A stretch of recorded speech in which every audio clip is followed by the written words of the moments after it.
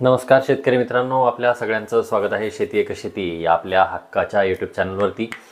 मित्रांनो, आता खरीप हंगाम 2026 जोमात सुरू होताना आपल्या सगळ्यांना दिसतो आणि याच दरम्यान एक अत्यंत महत्त्वाची बातमी समोर आलेली आहे.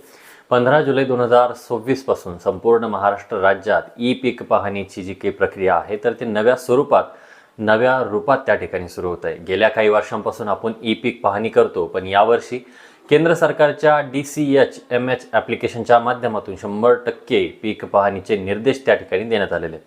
नेमके काय बदल होणार आहेत, ही प्रक्रिया पूर्णपणे सरकारी नियमांनुसार नेमकी कशी केली जाणार आहे आणि तुमच्या सातबाऱ्यावर पीक पाहणी किंवा पीक नोंदणी चुकू नये म्हणून काय खबरदारी घेण्यात आलेली आहे, आजच्या या व्हिडिओमध्ये A to Z सुरुवातीपासून ते शेवटपर्यंत माहिती आपण जाणून घेणार आहोत. त्याकरता व्हिडिओला थोडा मोठा असू शकतो, पण ही माहिती तुमच्या पैशांची आणि वेळेची बचत करणारी आहे, त्यामुळे शेवटपर्यंत नक्की पहा.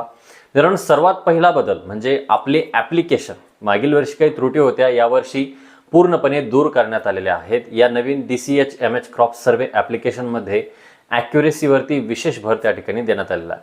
बऱ्याचदा आपण फोटो काढताना लोकेशनचे अंतर चुकतं असं ते दाखवतं. आता ते सर्व सर्व्हरवरून निश्चित केलं जाणार आहे.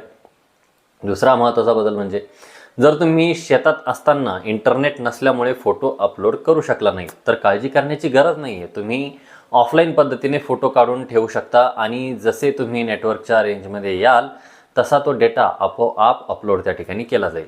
सरकारचे उद्दिष्ट हे ॲग्रीस्टॅक अंतर्गत पिकांची अचूक माहिती गोळा करणे, जेणेकरून भविष्यात पीक विमा किंवा नुकसान भरपाई मिळताना तुम्हाला कोणताही अडथळा किंवा कोणती अडचण तुम्हाला त्या ठिकाणी येणार नाही.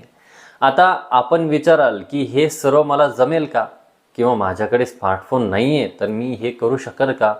तर मित्रांनो, इथं सरकारचा मोठा निर्णय कामा पडतो. राज्यातील महिला बचत गट असतील किंवा सुशिक्षित महिलांची ई पीक पाहणी सहाय्यक म्हणून त्या ठिकाणी नेमणूक केली जाणार आहे.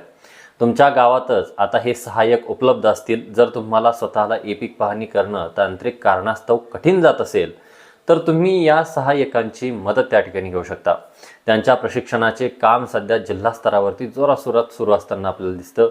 लवकरच प्रत्येक ग्रामपंचायतीच्या स्तरावर कोणत्या गावात कोणती महिला सहाय्यक काम करणार आहे याची यादी आणि त्यांचे संपर्क क्रमांक प्रसिद्ध केले जातील.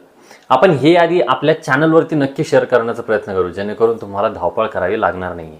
आता एक महत्त्वाची गोष्ट मित्रांनो, काही लोक ई पीक पाहणी करताना चुकीची माहिती त्या ठिकाणी फीड करत होते किंवा भरत होते किंवा फोटो चुकीच्या ठिकाणी काढतात. लक्षात ठेवा, ही माहिती थेट सॅटेलाईटद्वारे सरकारकडे त्या ठिकाणी जाते.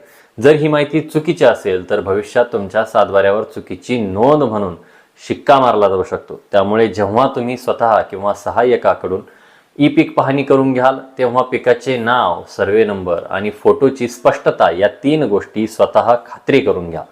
15 जुलैनंतर या प्रक्रियेला वेग येईल, त्यामुळे घाई करण्यापेक्षा अचूकता महत्त्वाची.